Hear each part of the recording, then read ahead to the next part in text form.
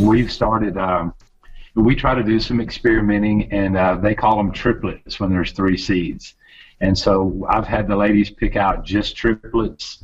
Like right now, this is some defect coffee, but they're not Category 1 defects. They're Yeah, I lost it there for a second. And drink them. Hey, could you say that again? You said they weren't Category 1, they were Category, and then you cut out. Okay, when I tipped the phone, I lost my signal. Oh, don't do that. They're a Category 2 defect. What I didn't know until I took my first roasting class, when you buy coffee, green coffee, and they tell you, oh, it's been hand selected and it's down to 8 defects per pound. 8 defects per pound can mean as many as 80 bad beans in that pound, because sometimes the machine will just cut the end off of a bean, and so that bean doesn't count as a bean 1-to-1 defect. You can have 10 of those beans, and they only count as 1 defect. Huh. Wow. What is horrible to me to find out was that 5 insect damaged beans will only count as 1 defect. Huh. And so, there's an SCA scale that you can look at, and it tells you how many defects, what types of defects. I was cleaning up this morning. I had some defects laying around. But I was shocked to find out what types of defects are acceptable to be in coffee. And so our ladies do a really good job of pulling out what my preferences are. I don't want that insect defect in my coffee, even though I roasted some the other day, a pure 4-ounce sampling of insect damaged coffee, and no, it tasted okay. I mean, it really didn't ruin the coffee. It definitely wasn't going to be a cup of excellence winning coffee, but it doesn't affect the coffee that much. And but in my mind, some bug bored its way into there, laid eggs, and its babies ate what they wanted to eat, peeing and pooping their way out of that bean, and then now I'm drinking it. And so we've just made a personal choice that those beans are going to come out. And there's no way you can get them all out, because some of those holes are tiny, and these ladies are literally taking according to what variety it is, but there can be up to 1,200 beans in a pound of coffee. And wow. These ladies are looking at each of those beans, spinning them around, flipping them over, and passing them. That's incredible. And so, yeah, it is an incredible. I'll send you some video. Yeah, that's quite the undertaking. This big black table that's behind me, there's 12 ladies that'll be on that table. And then there's a couple other tables here. So we'll have 22 ladies. And Bahirio and I get up, we're out here at 6 o'clock in the morning, and we lay all the coffee out on the tables. And then they just start hand selecting. Wow.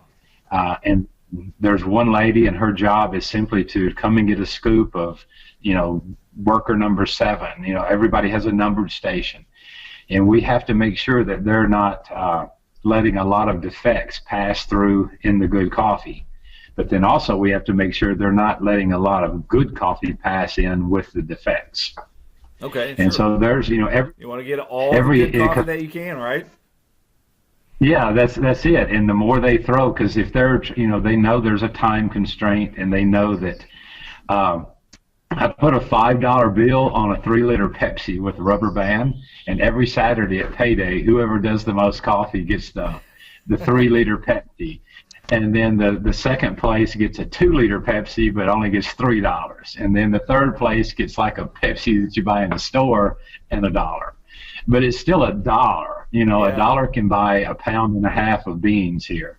Wow. And so. Wow. And they seem excited about it. The manager here said, she didn't really think much of the idea when I told her. I said, well, I'm gonna have a little prize. Mm-hmm.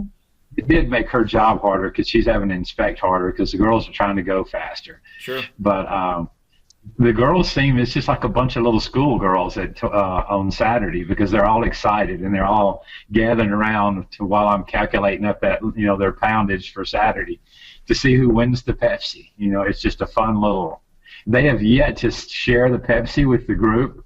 The first couple of weeks I kept Pepsi in the refrigerator because I just assumed they would open it up and drink it.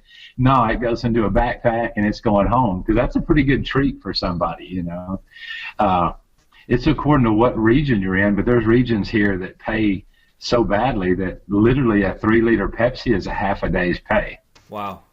That's incredible. You know, you go far enough, you go to the Mosquito Coast and things like that, and these people are literally, that's the kind of money they're making, you know. But some of the topics you had, we went over how I got here. You know, we accidentally bought a farm. That was in 2009 when I accidentally bought the farm. And 2014 was the story of when we saw the farm and ended up buying it. And that was intentional at that point, right? That wasn't an accidental buy. That was trying to continue the farm trade.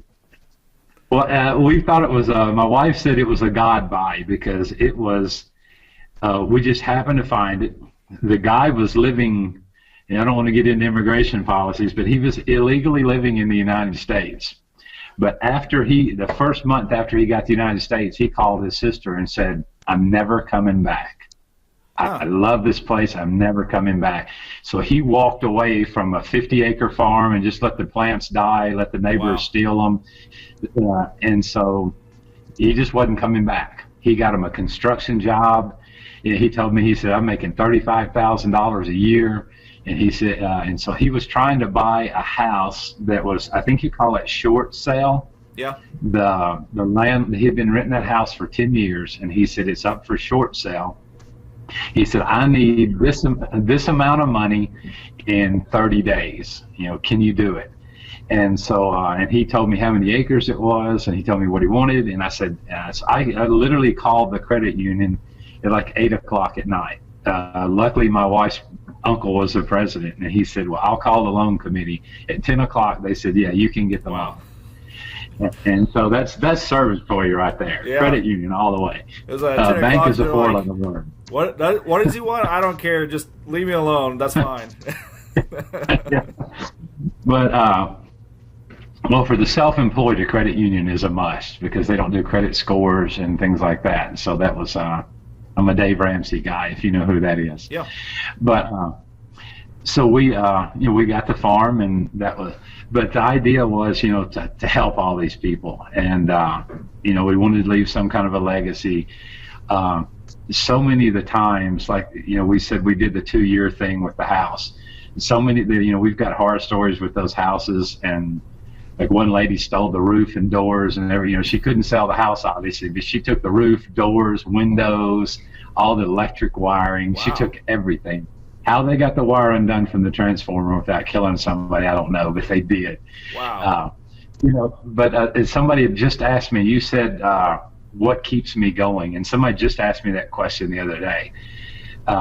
So many of the bad things that happen here, so many of the people that are trying to put roadblocks in front of you here, then when you get somebody like Anna who just has taken everything we've given her and just ran with it, or Paola, who we built her a house and then gave her a sewing machine, and now and gave her some chickens, and we ended up giving her a cow.